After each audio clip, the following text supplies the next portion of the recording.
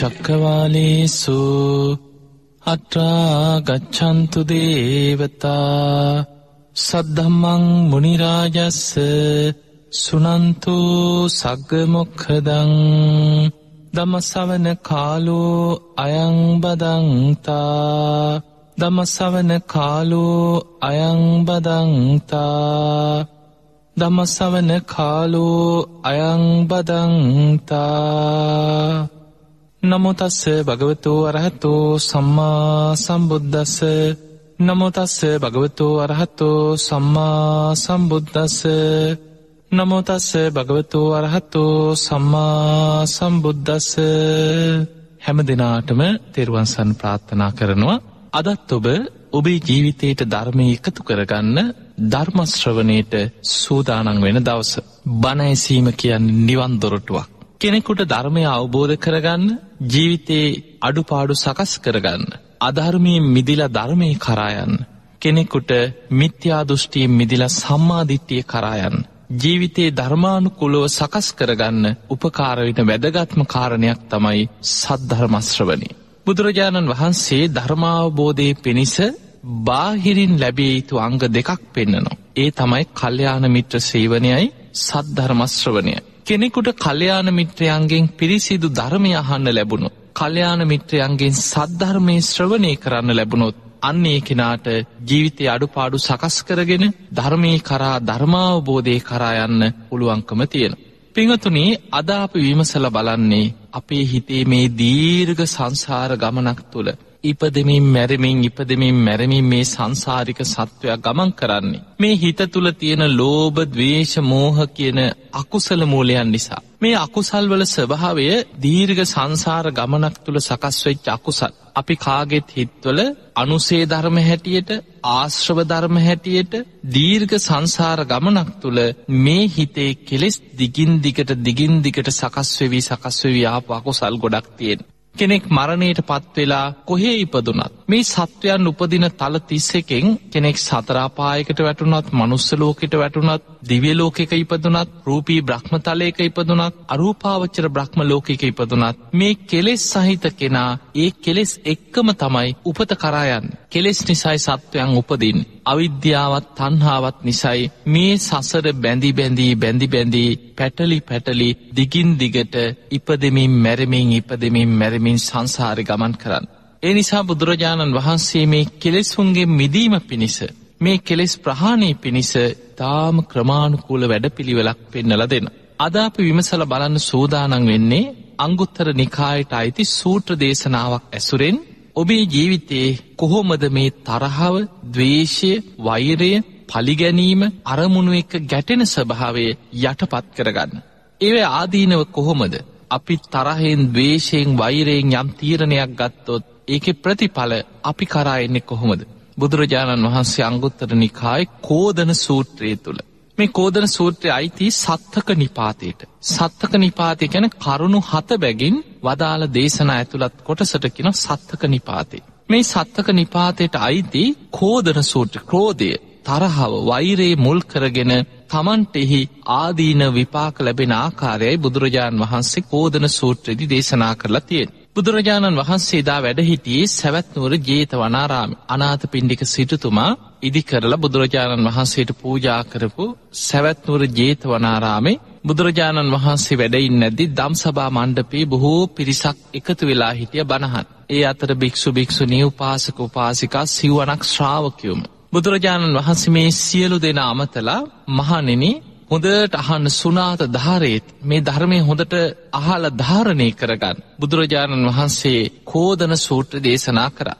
බුදුරජාණන් වහන්සේ වදාළ, මහණෙනි, වෛරී පුද්ගලයාට, ද්වේෂයෙන් යුක්ත පුද්ගලයාට කරුණු 7කින් යුක්තව ද්වේෂ සහිත සිතුවිලි වලින් තමන්ගේ තරහකාරයෝ ගැන, තමන්ගේ හතුරු ගැන, තමන් අකමැති පුද්ගලයන් ගැන කෙනෙක් හිතනවා මගේ හතුරන්ට නම් මෙහෙම්මම වෙන්න ඕන. ඒ විදිහට කෙනෙක් ක්‍රෝධයෙන්, වෛරයෙන්, ද්වේෂයෙන් තමන් අකමැති, තමන්ගේ තරහකාරයෝ කියලා කියාගන්න පිරිස ගැන මෙවැනි ප්‍රාර්ථනා ඇති කරගන්නවා කියන. හැබැයි ඒකේ ප්‍රතිඵල හැටියට තරහකාරයට නෙමෙයි, තමන්ටම ඒවේ ආදීනව හැටියට මෙලව එක්ක ඊළඟ ජීවිතේ තමන් කරාම මෙවැනි විපාක 7ක් තමන්ට කැරකිලා එනවා.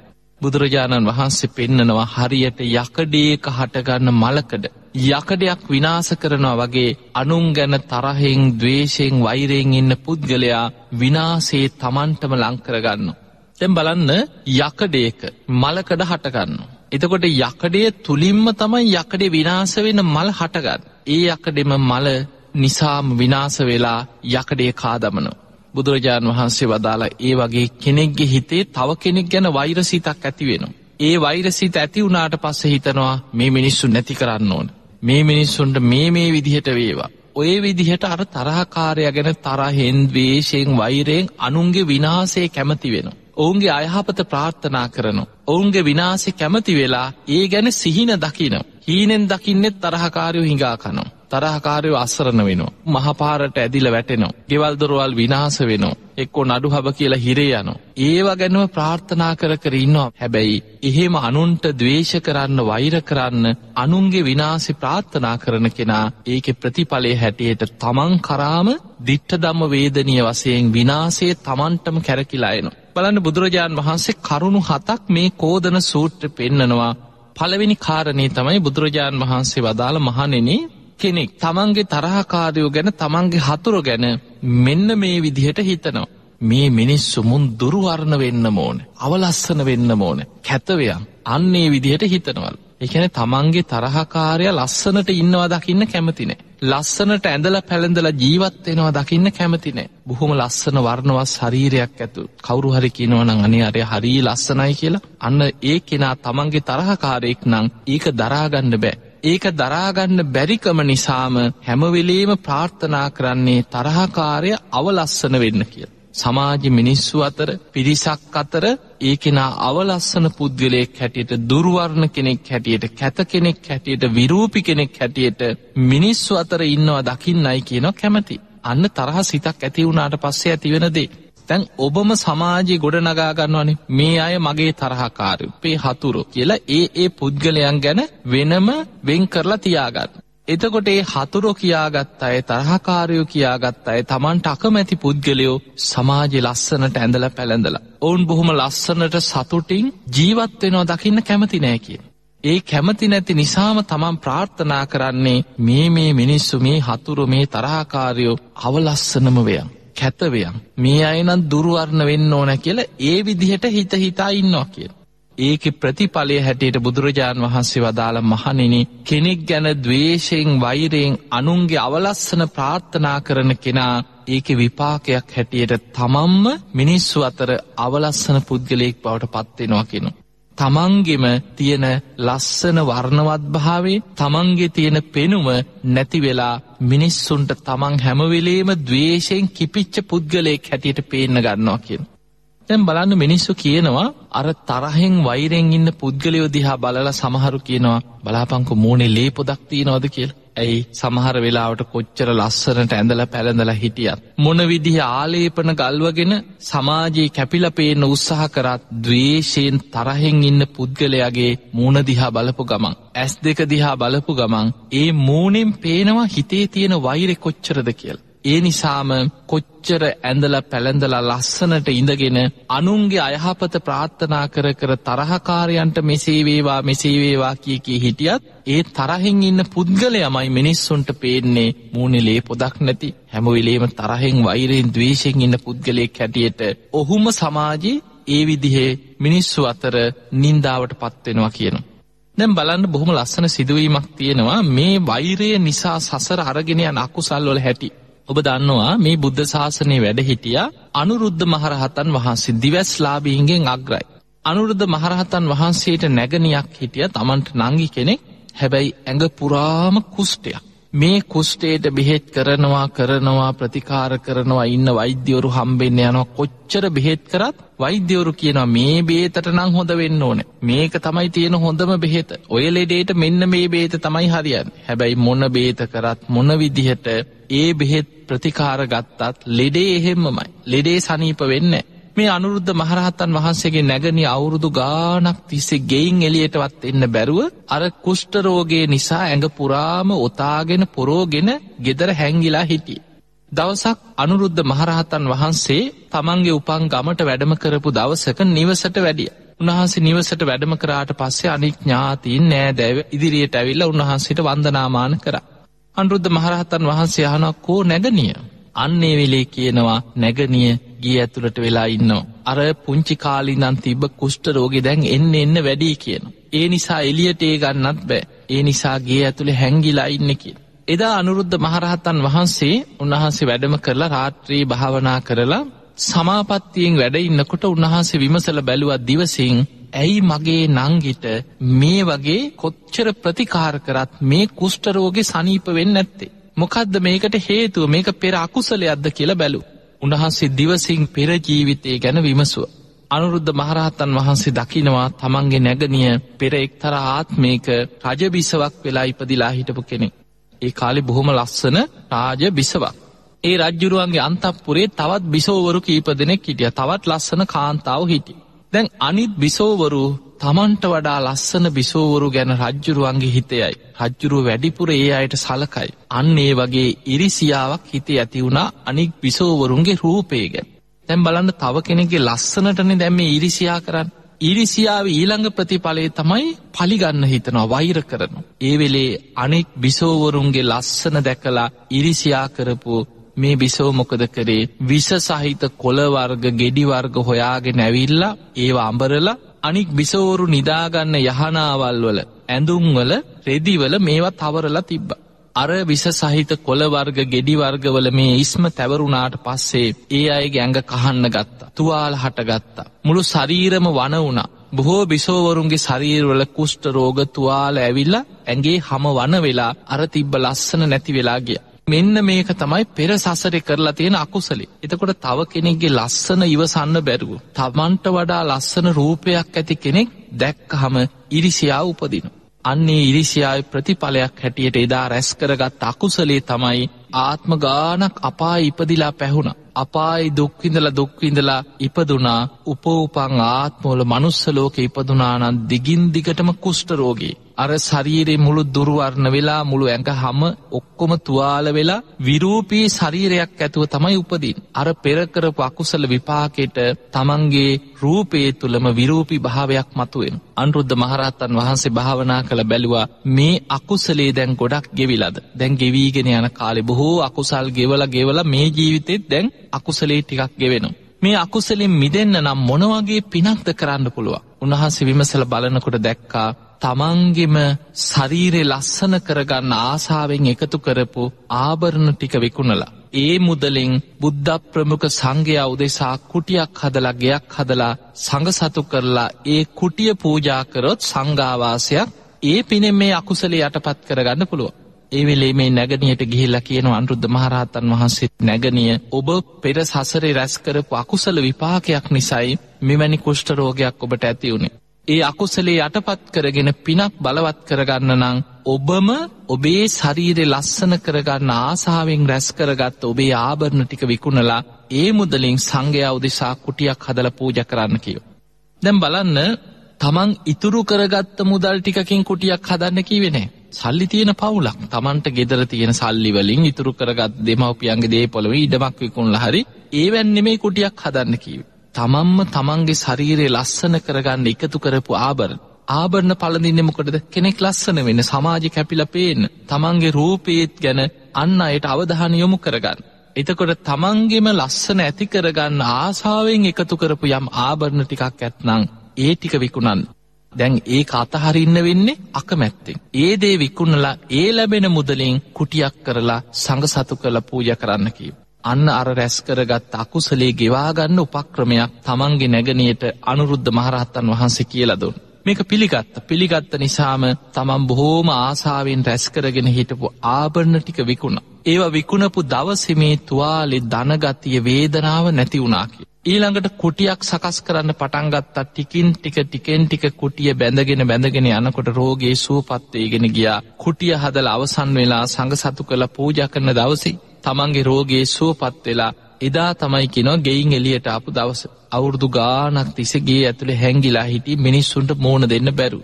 එතකොට මේ සිදුවීම ධම්මපදයේ සඳහන් වෙනවා. එතකොට අපිට පේනවා අනුන්ගේ ශරීරවල දුර්වර්ණ භාවයේ කැමති වෙනවනම්, අනුන්ගේ අවලස්සන ප්‍රාර්ථනා කරනවා නම් අනුන්ගේ ශරීරේ විරූපී බව ප්‍රාර්ථනා කරනවා නම් දිට්ඨ ධම්ම වේදනීය විපාක හැටියට තමන් කරාම අකුසලේ කැරකිලා එනවා. උඩු හුළඟට දාපු දූවිල්ලක් තමන්ගේම ශරීරයට කැරකිලා එනවා වගේ තමන් රැස් කරගන්න දේ තමන් කරාම කැරකිලා එනවා. ඊළඟට බුදුරජාණන් වහන්සේ වදාළ කෝදන සූත්‍ර දෙවනි කාරණේ තමයි කෙනෙක් තමන්ගේ හතුරු ගැන මේ විදිහට හිතනවා කියනවා. ඒ තමයි මේ හතුරු නින්ද යන්න එපා කියලා. ඒ කියන්නේ සැපසේ නින්ද යනවටවත් කැමති නෑ කියනවා. අන්න කෙනෙක් තරහකාරයෝ ගැන හිතනවා මේ අය දුකසේමයි ඉන්න ඕනේ.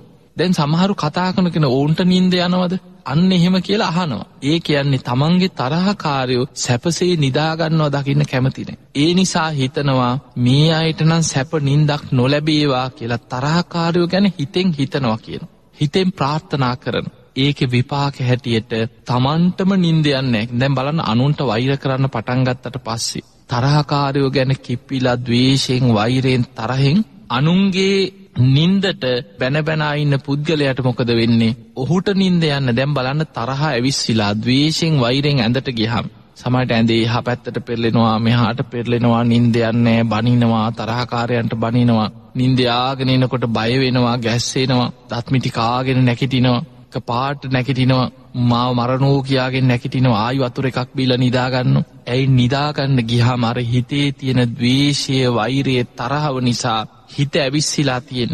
ඇවිස්සිච්ච හිතක් තුල ද්වේෂයෙන් බලවත් වෙච්ච හිතක් තුල සැප නින්දක් නැහැ.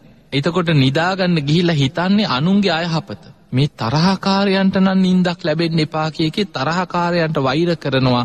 ඒ මිනිස්සු හොඳට නිදා ගන්නවා. අනුන්ට වෛර කරන පුද්ගලයාට නින්ද යන්නේ. ඔහු ඇඳේ එහාට පෙරලෙනවා මෙහාට පෙරලෙනවා ඇඳටක් බනිනවා මෙට්ටෙටක් බනිනවා කොට්ටෙටක් බනිනවා ආයි ඉඳ ගන්නවා එක්ක නිදි පෙත්තක් බොනවා.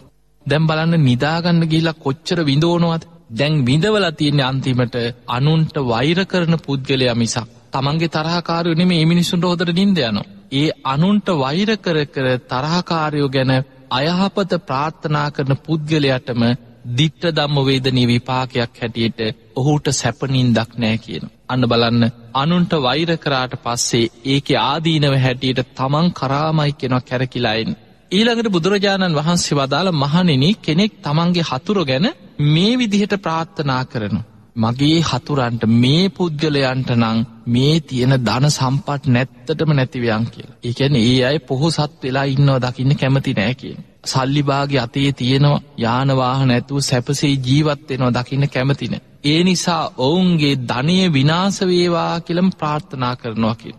දැන් බලන්න මේ සිංහල ජාතියේ තියෙන එක සිදුවීමක්. එක සාමාන්‍ය අවාසනාවන්ත දෙයක්. ගමේ හරි නෑදෑයෙක් අතර හරි කවුරු හරි හොඳට පණ ගහලා එනවනම් ඉඩ කඩන් ගන්නවනම් ටිකක් හොඳ යාන වාහනයක් ගන්නවනම් ගෙදරට බඩු මුට්ටු ටිකක් ගේනවනම් ඊළඟට තව කොටසක් ඉන්නවා හොයන්නේ හොඳම දේවාලි කොහෙද තියෙන්නේ කියලා. ඒ මොකටද හූනියම් කරන්න. දේවාල ගාන යනවා ඊට පස්සේ. තමනුත් දියුණු වෙන්නේ කොහොමද කියලා හොයන්නේ. කොහොමද තමන් දියුණු වෙන්නේ උත්සාහයෙන් නැගී සිටින්නේ කොහොමද කීයක් හරි හම්බ කරගන්නේ කොහොමද? ඒක නෙමෙයි අර නැගිටින පුද්ගලයා දියුණු වෙන පුද්ගලයාට හූනියම් කරන්න දේවාල හොය යනවා. එතකොට බලන්න තව පුද්ගලයෙක්ගේ විනාශේ ප්‍රාර්ථනා කර අන්තිමට අනුන්ට හූනියම් කරන්න ගිහලා හොර කට්ටනින්ට අහු වෙනවා. හොර කට්ටනින්ට අහු වෙලා තමන්ගේ තියෙන අර ශේෂතම කට්ටනිය හොර ගන්නවා. අන්තිමට නැති වෙලා තියෙන්නේ තමන්ගේ තියෙන සල්ලි ටික, තමන්ගේ තියෙන දේපොළ ටික ඒවත් තමන්ම විනාශ කරගන්න. එතකොට බලන්න බුදුරජාණන් වහන්සේ පෙන්නනවා කෙනෙක් තමන්ගේ හතුරු ගැන ප්‍රාර්ථනා කරනවා නම් මේ පුද්ගලයා දුප්පත්ම වෙන්න ඕන. නැත්තට නැති වෙන්න. සමහරු කියන ඕම් බලාපල්ල කවදා හිඟමනේට වැටෙන්නේ නැද්ද කියලා. මොකද ඔහොම කියන්නේ මේ දිවසක් පහළ වෙලාද? ඒ දිවස් නුවණක් පහළ වෙලා නෙමෙයි. ඒ අර හිතේ තියෙනවා තමන්ගේ තරහකාරයෝ හිඟා කනවා දකින්න ආසයි. තමන්ගේ තරහකාරයන්ගේ ධනෙ නැත්තර නැති වෙනවා දකින්න ආසයි. ඒ මිනිස්සු දුකසේ ජීවත් වෙනවා දකින්න කැමති නිසා ඒ හිතේ තියෙන තරහේ ද්වේෂයේ ලක්ෂණේ තමයි දිවසක් ලැබුණා වගේ ඒ මිනිස්සු ඉදිරියේ කියන්නේ. එහෙම කියා අනුන්ට වෛර කරන පුද්ගලයා දිට්ඨ ධම්ම වේදනීය විපාකයක් හැටියට තමන්ගේම ධනෙ විනාශ කර ගන්නවා කියනවා. තමන්ගේම භෝග සම්පත් විනාශ වෙලා තමන්ම නැත්තට නැති වෙලා තමන් මහපාරට හිඟමනේට වැටෙනවා කියලා බුදුරජාණන් වහන්සේ පෙන්නනවා. එතකොට බලන්න කැරකිලා එන්නේ විනාශෙත් තමන් කරාමයි. ඊළඟට බුදුරජාණන් වහන්සේ වදාළ මහණෙනි හතුරෙක් තමන්ගේ හතුරන් ගැන මේ විදිහට හිතනවා මිනිස්සේ. ඒ තමයි මේ මිනිස්සුන්ගේ භෝග සම්පත් නැති වෙලාම යන්න ඕන කියලා. භෝග සම්පත් කියන්නේ ඉඩ කඩන්, යාන වාහන, දේපොළ වස්තුව. කලින් කිව්වේ මිල මුදල් ගැන, ධනය ගැන. දැන් කියන්නේ භෝග සම්පත් හැටියට තමන්ට ලැබෙන අනෙකුත් වස්තු. කෙනෙකුට පරම්පරාගත දේපොළ ගොඩක් තියෙන්න පුළුවන්. කෙනෙකුට ලැබිච්ච යාන වාහන තියෙන්නට පුළුවන්. තමන්ගේ රස්සාව, ඉහළ රස්සාව, තමන්ගේ සමාජ තත්ත්වයේ ගෞරවය, මේ සියල්ලත් එක්ක ලැබිච්ච භෝග සම්පත් රැසක් තියෙන. මෙන්න මේ භෝග සම්පත් දිහා බලලා කෙනෙක් ප්‍රාර්ථනා කරනවා ඔය ඕවා නැත්තට නැති වෙන, ඉඩ කඩන් නැති වෙලා, දේපොළ නැති වෙලා, ඔය භෝග සම්පත් නැති වෙලා ඕම් බලාපල්ලා ඕම් කවදා හරි හිඟමනේට වැටෙන්නේ නැද්ද කියලා. එහෙම කියා හිතා අර තමන්ගේ තරහකාරයාගේ අයහපත ප්‍රාර්ථනා කරන. ඔහුගේ භෝග සම්පත් නැති වෙලා ඔහු දුකට පත්වෙනවා දකින්න කැමතියි කියලා. එහෙම කැමැත්තෙන්, ද්වේෂයෙන්, වෛරයෙන්, තරහෙන් අනුන්ගේ අයහපත ප්‍රාර්ථනා කර ඉන්නකොට ඔහු හිතනවා දැන් කාගේ හරි අපි හිතමු ගොඩනැගිල්ලක් ගිනි ගත්තා කියලා ආරංචි වෙනවා කියලා. එතකොට තරහකාරයා හිතන්නේ අර අහිංසකයන්ගේ ගොඩනැගිලි ගිනි ගන්නවා, ඒකට මුන්ගේ ගෙවල් ගිනි ගන්න නෑනේ කියලා තරහකාරයා ගැන ප්‍රාර්ථනාවක් කරනවා. එතකොට කාගේ හරි අපි හිතමු එක්කෝ ජලයෙන් යට වුණා, සුනාමිය ආවා, කොහේ හරි කියනවා අන්න අරහේ ගම් වතුර ගල්. එතකොට මතක් වෙන්නේ තරහකාරයාගේ ගීත ගලන්නේ නෑනේ කියලා තමයි හිතෙන්නේ. ඒ වගේ තරහකාරයාගේ දේපල විනාශ වෙනවා දකින්න කැමතියි කියනවා. ඒව රාජසන්තක වෙනවා දකින්න කැමතියි කියනවා. හොරු පැන්න කියලා ආරංචි වුණාම කොහේ හරි ගෙදරකට හොරු පැනලා තමන්ගේ තරහකාරයාගේ ගෙදරට නම් හොරු පැන්නේ පුදුම සතුටක් ලබනවා ඒක අහලා. එක්ක ළඟ ගෙදරකට හොරු පැන්න නම් එතකොටම කියවෙන්නේ අරගේ පේන්නේ නෑනේ හොරුන්ට, පනින්නෙත් මේ ගෙවල් වලටමනේ කියලා. අර තරහකාරයන්ගේ ගෙයි හොරු පනිනවට කැමති, ඒ දේපොළ විනාශ වෙනවට කැමති, තමන්ගේ තරහකාරයන්ගේ ගෙවල් ගිනි ගන්නවා දකින්න කැමති, ඔවුන්ගේ භෝග සම්පත් නැති වෙනවා දකින්න කැමැත්තෙන් ඒවා ප්‍රාර්ථනා කර ඉන්නවා කියන. හැබැයි බුදුරජාණන් වහන්සේ වදාළ මහණෙනි, අනුන්ගේ විනාශය ප්‍රාර්ථනා කර ඉන්න පුද්ගලයාට දිට්ඨ ධම්ම වේදනීය විපාකයක් හැටියට තමන්ගේම භෝග සම්පත් විනාශ වෙලා යනවා කියන. එක්ක ගින්නෙන් විනාශ වෙනවා, ජලයෙන් විනාශ වෙනවා. අනුන්ගේ විනාශය ප්‍රාර්ථනා කර ඉන්න කෙනාගේ දේපල තමන්ගේම දේපල රාජසන්තක වෙනවා කියන. එක්ක හොරුන් ගන්නවා, විනාශයටපත් වෙනවා, ඒවත් තමන්ට මහිමි වෙලා යනවා කියන දිට්ඨ ධම්ම වේදනීය විපාකයක් හැටියට. ඒ නිසා පින්වතුනි, අනුන්ගේ අයහපත ප්‍රාර්ථනා කරන කෙනා විනාශේ තමන් කරාම යොමු කරගන්න කෙනෙක්. මේක බුදුරජාණන් වහන්සේ පෙන්වන්නේ යකඩයක හටගන්න මලකඩ යකඩයක් විනාශ කරනවා වගේ. තමන්ගේම හිතේ හටගන්න ද්වේෂය, වෛරය, තරහව තමන්ව විනාශේ කරා අරගෙන යනවා කියන. ඒ නිසා පින්වතුනි, අනුන්ට වෛර කිරීම, අනුන්ට ද්වේෂ කිරීම, අනුන්ගේ අයහපත ප්‍රාර්ථනා කිරීම කියන්නේ ඒ දේ තමන්ටම ප්‍රාර්ථනා කරගත්ත හා සමානයි. තමන්මයි ඒකෙන් විනාශය කරා යන්නේ, තමන්ගේ හිතයි අපිරිසිදුවෙන්. ඊළඟට බුදුරජාණන් වහන්සේ වදාලා පස්වෙනි කාරණේ හැටියට, මහණෙනි, කෙනෙක් තමන්ගේ තරහකාරයෝ ගැන මේ විදිහටත් හිතනවා. ඒ තමයි මේ මිනිස්සු, මේ තරහකාරයෝ අපකීර්තියටම පත් වෙන්න ඕන කියලා. හුන්ගේ යසස, කීර්තිය දකින්න කැමති නෑ කියලා. දැන් අපි ගමු කෙනෙක් ඉන්නවා බොහොම ප්‍රසිද්ධ වෙගෙන යන, සමාජයේ ගෞරවයකට ලක් වෙනවා. එහෙම තමන්ගේ තරහකාරයෙක් නම්, තමන් අකමැති පුද්ගලයෙක් නම් ප්‍රසිද්ධ වෙන්නේ එක්කෝ හොරෙන් පෙස්සන් හරි ගහනවා, එක්කෝ මොනවා හරි කැලෑපත්තර අලවනවා, ගමේ හරි ගිහිල්ලා නිකන් අතින් ලියලා හරි අලෝලා එනවා. එයා මෙහෙම කෙනෙක්. මොනවා හරි බොරු ප්‍රචාරය යවනවා. මිනිස්සු අතර අපකීර්තියක් ඇති වෙනවා දකින්නයි කියන කැමති වෙන්නේ. එතකොට තමන් අකමැති පුද්ගලයෙක් තමන්ගේ තරහකාරයෙක් කියාගන්න කෙනෙක් රටේ ප්‍රසිද්ධයක් ලබනවා නම්, ඔහු සමාජ මිනිස්සුන්ගේ ගෞරවයට, ගුණයට, ප්‍රශංසාවට ලක් වෙනවා නම්, ඒ පුද්ගලයාව අපකීර්තියට පත් කරවන නොයේක් උපක්‍රම යොදනවා කියනවා. දැන් බලන්න, මාධ්‍ය හරහා වේවා, පත්තර ඔස්සේ වේවා, වෙනත් ක්‍රමවලින් වේවා, මඩ ගහ ගැනීම, අනුන්ට නින්දා පහස කර ගැනීම, චරිත ඝාතන, මේ සියල්ල පසුපස තියෙන්නේ තරහව, වෛරය, ද්වේෂය. ඒ ද්වේෂයේ, තරහ, වෛරය නිසාම අනුන්ගේ චරිත ඝාතනය කරන, මඩ ප්‍රචාරය යවනවා. ඊළඟට අනුන්ගේ ඒ චරිතය ගැන කුණු හොයනවා. සමහරට පරම්පරා ගණන් කුණු හොයලා ඒවට වෙනම කට්ටිය යොදවනවා. ඒවා හොයලා ඒ පුද්ගලයන්ව සමාජ අපකීර්තියකට පත් කරවන්න උපක්‍රම යොදනවා. හැබැයි බුදුරජාණන් වහන්සේ වදාලා දිට්ඨ ධම්ම වේදනීය විපාකයක් හැටියට අනුන්ගේ අපකීර්තිය ප්‍රාර්ථනා කරගෙන, අනුන්ගේ අයහපත ප්‍රාර්ථනා කරගෙන, ඔවුන්ගේ නින්දාව ප්‍රාර්ථනා කර ඉන්න පුද්ගලයා තමන්ම සමාජ නින්දාවට පත් වෙනවා කියන. ඒ පුද්ගලයාම මිනිස්සු අතර අපකීර්තියට පත්වෙනවා, නින්දාවට පත්වෙනවා. ඒ නිසා අනුන්ගේ කීර්ති ප්‍රශංසා ඉවසන්න බැරුව ඒවට අකුල් හෙලන පුද්ගලයා තමන් කරාම විනාශය ලං කරගන්න. බලන්න පින්වතුනි, දිට්ඨ ධම්ම වේදනීයව තමන් කරා විනාශේ නැහැටි. ඊළඟට බුදුරජාණන් වහන්සේ වදාළ මහණෙනි, කෙනෙක් තමන්ගේ හතුරු ගැන ප්‍රාර්ථනා කරනවා, මේ හතුරන්ට, මේ අයට යාළු මිත්‍රයෝ කාත් කවුරුත් නැති වෙන්නට ඕන. නෑදෑයෙක් යාන්නට ඕන. නෑදෑයෙක් යාළුවෙක් හිතවතෙක් කාත් කවුරුත් එන්න මුන් තනිවයන් කියලා ප්‍රාර්ථනා කරනවා. එතකොට බලන්න මේ හතුර තරහකාරයෙක් තමන්ට කෙනෙක් ගැන තරහක් වෛරයක් ඇති වුණාට පස්සේ ඒ තමන්ගේ තරහකාරයන්ට යාළු මිත්‍රයෝ ඉන්නවා දකින්න කැමති නෑ කියලා. නෑදෑයෝ පිරිවරාගෙන ඉන්නවා දකින්න කැමති නෑ. ඔවුන් බොහොම සතුටෙන් ඉන්නවා වගේ පේනවන. දරුවෝ නෑදෑයෝ හිතවත්තු එක්ක බොහොම සන්තෝෂෙන් ජීවත් වෙනවා පේනවන. ඊළඟට ගෙදර දොරේ මිනිස්සු පිරීලා ඉන්නවා පේනවනම් අන්න තරහක් වෛරයක් ඇති වෙනවා. එහෙම ඇති වෙලා අර මිනිස්සුන්ව බිඳවන්න කේලම් කියනවා. යන්න එපා ඔය ගෙවල් වලට. ඔය මිනිස්සු මේ වගේ. ඔයාලා ගැන මෙන්න මෙහෙම අපිත් එක්ක ඒ කාලේ කියලා තියෙනවා කියලා මොනවා හරි කියලා අර මිනිස්සුන්ව සමාජය ඈත් කරවන්න උත්සාහ ගන්නවා. ඒ විදිහට තමන්ගේ තරහකාරයන්ට මිත්‍රයෝ ලැබෙනවට, කල්යාණ මිත්‍ර සේවනයේ ලබනවට, හිතවත්තු යාළු මිත්‍රයෝ නෑදෑයෝ එක්ක බොහොම සතුටෙන් පිරිස පිරිවරාගෙන ඉන්නවා දකින්න කැමති නෑ කියන. ඒ කැමති නැති නිසා ප්‍රාර්ථනා කරන්නේ කාත් කවුරුත් නැතිවයක්, තනිවයක්, කාත් කවුරුත් නැතුව. මිනිස්සු කියන ඔය බලාපල්ල ඔය අද ඔහොම හිටියට ඔය කොච්චර දේපල තිබුණත් කාත් කවුරුත් නැතුව උන් තනිවෙන්නේ නැද්ද කියලා. දැන් මේ දිවස් නුවණක් පහළ වෙලා අනාගතේ දැකලාද එහෙම කියන්නේ? නෑ. ඊර්ෂ්‍යාව නිසා, වෛරය නිසා, ද්වේෂය නිසා තමන්ගේ තරහකාරයෝ සමාජ පිරිසක් අතර යාළු මිත්‍රයෝ නෑදෑයෝ පිරිස පිරිවරාගෙන ඉන්නවා දකින්න කැමති නෑ කියන. ඒ කැමති නැති නිසාම ඒ විදිහට නින්දා පහස කරනවා.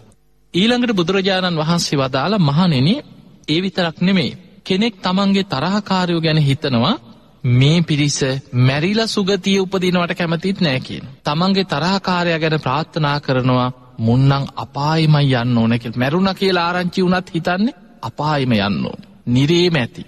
එහෙම හිතනවා අර තරහකාරයා ගැන.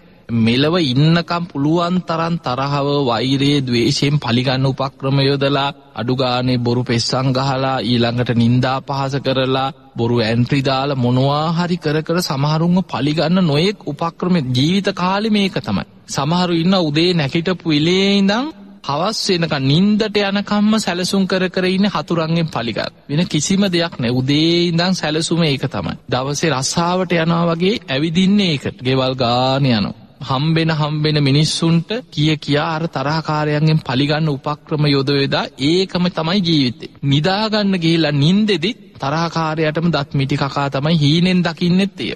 එතකොට මෙහෙම ජීවත් වෙන පුද්ගලයා දැන් අර පුද්ගලයා මැරෙනකනුත් වෛර කරම හිටියා කියලා බැරි වෙලා හරි ආරංචි වෙනවා අනේ අසවලා නැති වුණා.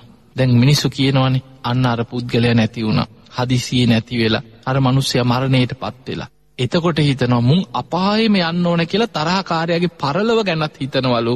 මුන්ට පරලොව දිවත් යහපතක් නම් නොවේවා. අපායෙම යාවා කියලා එහෙම ප්‍රාර්ථනා කරනවා. හැබැයි බුදුරජාණන් වහන්සේ වදාළ මහණෙනි, ඒකේ විපාකයක් හැටියට තමන් කරාම තමන්ට මරණින් මත්තේ අපාය යන විදිහට කර්ම හැදෙනවා.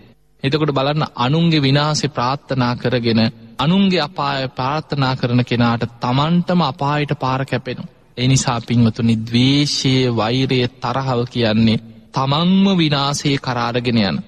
දැන් බලන්න, හිතට තරහක්, ද්වේෂයක්, වෛරයක් ආවට පස්සේ සමහර වෙලාවට කනදී ඇඟට අල්ලන්නේ නෑ. නිදාගන්න ගියාට නිින්ද යන්නේ නෑ. සැප නිින්දක් නෑ. දැන් බලන්න කොච්චර දේපල තිබුණා, මොන තරම් සල්ලි තිබ්බත් වැඩක් තියනවද නිින්දක් නැත්නම්. සමහරව නිදාගන්න ගිහිල්ලා කොච්චර දුක් විඳිනවද. තරහකාරයෝ ගැන හිතනවා, අනුන්ට වෛර කරනවා, සැලසුම් කරනවා, ඒවට ප්ලෑන් ගහනවා, උන්ව විනාශ කරන්න උපක්‍රම යොදනවා, රෑ තිස්සේ කට්ටියට කතා කර ඕල් කර අනුන්ව විනාශ කරන්න උපක්‍රම යොදනවා. නිින්දක් නෑ රෑ තිස්සේ. විඳවනවා. එතකොට ඒ වගේ සැප නින්දක් නෑ කියන. ඒ නිසායි බුදුරජාණන් වහන්සේ මේ තරහට, ද්වේෂයට, වෛරයට විරුද්ධ ප්‍රධානම දේ තමයි මෛත්‍රිය. මෛත්‍රිය කියන්නේ බොහොම බලවත් දෙයක්. මේ මෛත්‍රිය වඩාගත්ත කෙනාට, මෛත්‍රී භාවනාව දියුණු කරගත්ත කෙනාට ලැබෙන ආනිසංස 11ක් පෙන්වන.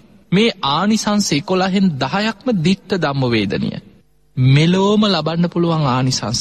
දැන් බලන්න, මේ කෝදන සූත්‍රය සඳහන් වුණේ තමන්ගේ තරහකාරයෝ තමන් අකමැති පුද්ගලයෝ තමන් වෛර කරන පුද්ගලයන්ට වෛර කරන්න ගිහිල්ලා මෙලොවම තමන්ට ඒකේ විපාක තමන්ටම කැරකිලා එන හැටි. එතකොට ඒ වගේ තමයි ඒකේ අනිත් පැත්ත.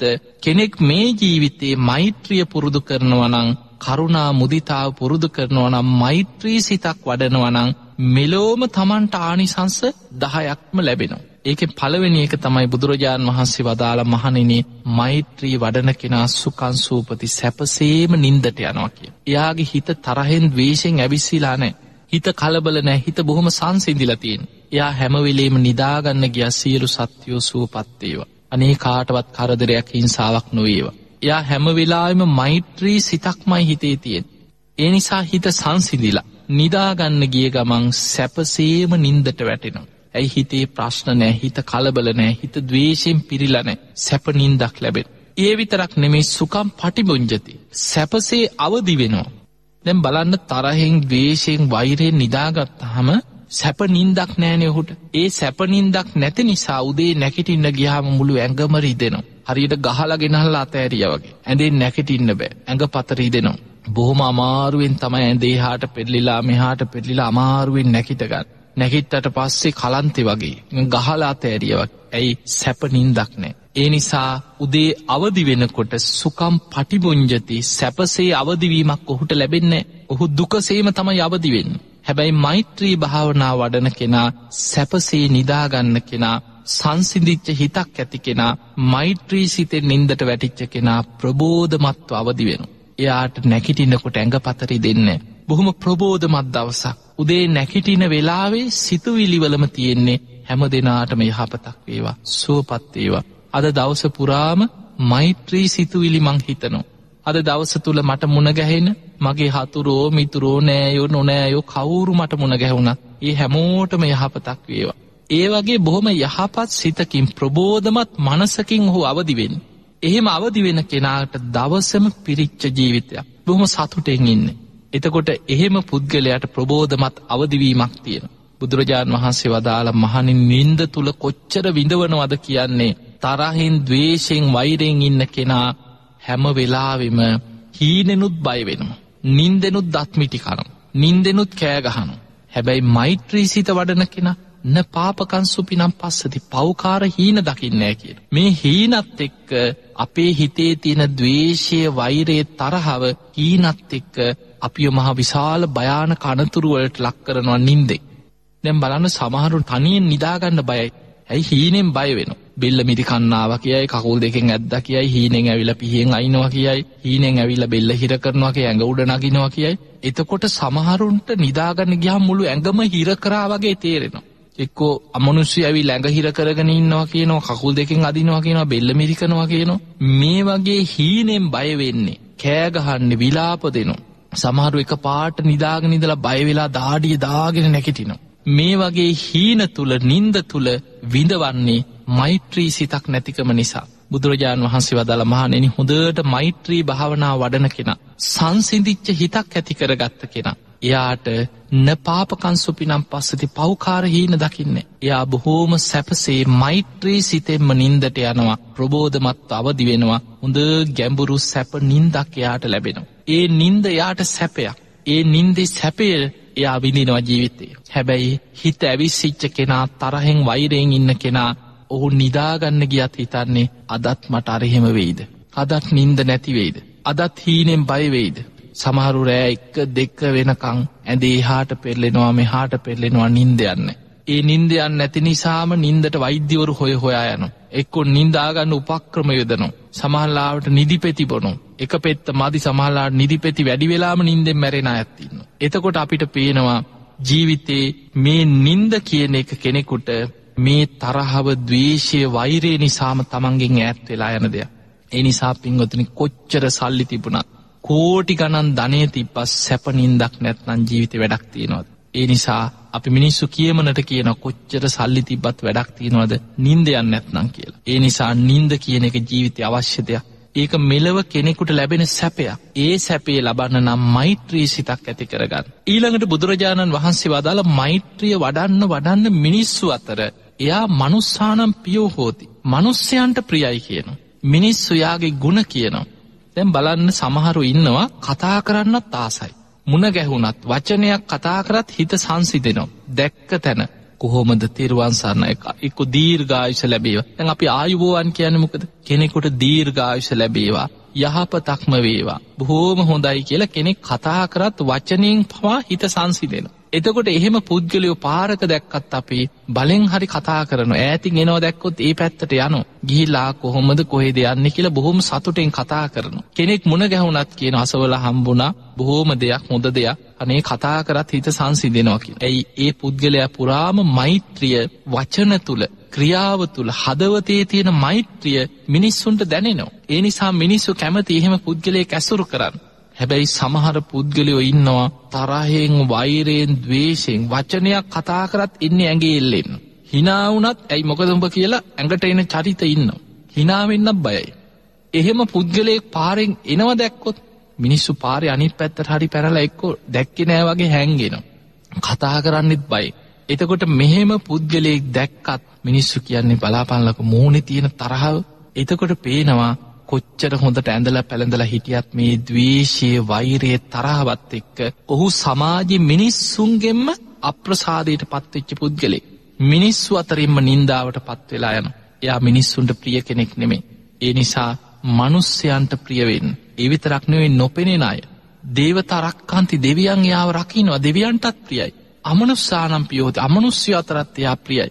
නොපෙනෙන අය පවා ඔහුට මෛත්‍රී වඩනවා. දෙවියනුත් ඔයාට කැමති. ඇයි? මෛත්‍රී සිතක් වඩන කෙනෙක්. එයා සියලු සත්වයන්ට මෛත්‍රී වඩනවනේ. සබ්බේ සත්තා භවන්තු සුඛිතත්වා කියලා. මෛත්‍රී සහගත කෙනා සතා සිව්පාවට පවා, දෙවියන්ට, බ්‍රහ්මයන්ට පවා, හැම සතෙකුටම මෛත්‍රී වඩන නිසා එයාට සතෙක්ගෙන්වත්, වසවිසෙන්, ගින්නෙන්, අවියායුධයකින්වත් අනතුරක් වෙන්නේ නැහැ කියන. කන්ද පිරිත බුදුරජාණන් වහන්සේ පෙන්නනවා මෛත්‍රී භාවනා වඩන කෙනා, මෛත්‍රී සිත වඩන කෙනා සර්පයන්ගෙන්වත්, මේ තිරිසන් සහිත සර්පයෙක්ගෙන්වත් අනතුරකට පත් නොවේ. ඒ තුලිනුත් ආරක්ෂා වෙනවා. එනිසා පින්වතුනි, මේ ලැබිච්ච මනුස්ස ජීවිතයේ තුල මෛත්‍රී භාවනාව කියලා කියන්නේ ඔබට මෙලොවම ආනිසංස ලබන්න පුළුවන් දෙයක්. ඒ විතරක් නෙවෙයි, බුදුරජාන් වහන්සේ වදාළ ලස්සන වෙන උපක්‍රමයක්. මෙලව ලස්සන වීමේ රහසක් තමයි මෛත්‍රී සිත වැඩිම. අපේ හිතේ, අපේ ලේ පිරිසිදු වීම තුල, අපේ සිතුවිලිවල තියෙන මෛත්‍රී සහගත භාවයත් එක්ක මේ ශරීරයේ තියෙන රූප කලාපයන්ගේ තියෙන වර්ණවත් භාවය, පිරිසිදු භාවය ඇති වෙලා වර්ණවත් පුද්ගලයෙක් බවට පත් වෙනවා. බුදුරජාණන් වහන්සේ වදාළ තරහෙන්, ද්වේෂයෙන්, වෛරයෙන් ඉන්නකොට තමන් දුර්වර්ණ වෙලා යනවා. අර කෝදන සූත්‍රය සඳහන් කරා වගේ ප්‍රාර්ථනා කරන්නේ හතුරු දුර්වර්ණ වේවා, අවලස්සන වේවා. හැබැයි තමන්ම දුර්වර්ණ වෙලා යනවා කියනවා. හැබැයි මෛත්‍රී වඩන කෙනා මෛත්‍රී සිතත් එක්ක බුදුරජාණන් වහන්සේ වදාළ මුඛවන්නෝ විප්පසීදති. එයාගේ මුහුණ බොහොම පැහැපත් වෙනවා, ලස්සන වෙනවා. ඇයි? මෛත්‍රී සිතුවිලි එක, ඔහුගේ සිතුවිලි ධාරාවත් එක්ක ශරීරයේ තියෙන රූප කලාපවල වර්ණවත් භාවය ඇති වෙනවා. ඒ නිසා ඔහු බොහොම ලස්සන කෙනෙක් හැටියට මිනිස්සුන්ට ප්‍රිය කෙනෙක් බවට පත් වෙනවා. ඒ වගේමයි තුවටන් චිත්තං සමාධි, ඉක්මනින් හිතක් එකඟ වෙනවා. එයා මරණාසන්න වෙනකොට සිහිමුලා වෙන්නේ. මෙලව ආනිසංස රැසක් ලබන්න පුළුවන් මෛත්‍රී සිතක් ඇති කර ගැනීම. එනිසා පින්වතුනි, මේ ලැබිච්ච මනුස්ස ජීවිතයේ තුල මෛත්‍රිය පුරුදු කරන්න. ඔබට කිසිම වියදමක් යන්නේ නැතුව පින අතර අග්‍රම පිනක් රැස් කරගන්න පුළුවන්. දාන, සීල, භාවනා වශයෙන් බුදුරජාණන් වහන්සේ ත්‍රිවිධ පුණ්‍ය ක්‍රියාවන් විස්තර කරේ. ඒ අතර බුදුරජාණන් වහන්සේ වදාලා, මහණෙනි, කෙනෙක් අහස උසට දානේ කන්දක් හදලා පූජා කරනවට වඩා බතක් ඉදෙන තරම් වෙලාවක් මෛත්‍රී සමාධියක් වඩන්න පුළුවන් නම් ඊට වඩා පිනක් රැස් වෙනවා. දැන් බලන්න, අහස උසට දානේ කන්දක් හදලා පූජා කිරීමත් පිනක්. දානේ කියන්නේ පිනක්. දුගී මගේ යාචකයන් රැස් කරලා දන් දෙනවා, පිනක්. හැබැයි ඊට වඩා පින් රැස් කරගන්න පුළුවන් මෛත්‍රී සමාධිය වඩන්න පුළුවන් නම්, මෛත්‍රී භාවනාව වඩන්න පුළුවන්. ඒ නිසා පින අතර අග්‍රම පිනක් වන මෛත්‍රී සිත ඇති කරගන්න, හිතේ තියෙන තරහව, ද්වේෂය, වෛරය හිතින් සංසිඳව ගන්න, යටපත් කරගන්න, ප්‍රහාණය කරගන්න. ඔබම හිතන්න, මා විනාශ කරන මගේ හතුරා ඉන්නේ පිට නෙමෙයි, මගේ හිත ඇතුළෙමයි. ඔබේ හිතේ ඇතිවන තරහව, වෛරය, ද්වේෂය කියන්නේ ඔබ විනාශ කරන ඔබේ හතුරු ටික. අන්නේ හතුරන්ගෙන් ඔබ මිදිලා ඔබේ හිතේ මෛත්‍රිය පුරුදු කරගන්න. ඔබට මේ කියපු මෛත්‍රී ආනිසංස මෙලොවම අත්දකින්න ලැබෙනවා. එහෙමනම් ඔබ හැම දෙනාටම මෛත්‍රී සහගත හිතක් ඇති කරගෙන උතුම් වූ ධර්මයේම දියුණු කරගන්න වාසනාවම ලැබේවා කියලා අපි ඔබට ආශිර්වාද ප්‍රාර්ථනා කරනවා. ආකාසට්ඨා ච බුම්මට්ඨා දේවා නාග මහිද්దికා පුඤ්ඤන්තං අනුමෝදිත්වා චිරන් රක්ඛන්තු ලෝක සාසනං. ආකාසට්ඨා ච බුම්මට්ඨා දේවා නාග මහිද්దికා පුඤ්ඤන්තං අනුමෝදිත්වා චිරන් රක්ඛන්තු දේශනං. ආකාසට්ඨා ච බුම්මට්ඨා දේවා නාග මහිද්దికා පුඤ්ඤන්තං අනුමෝදිත්වා චිරන් රක්ඛන්තු ත්වං සදා. හැම දිනාටම සම්මා සම්බුදු සරණයි.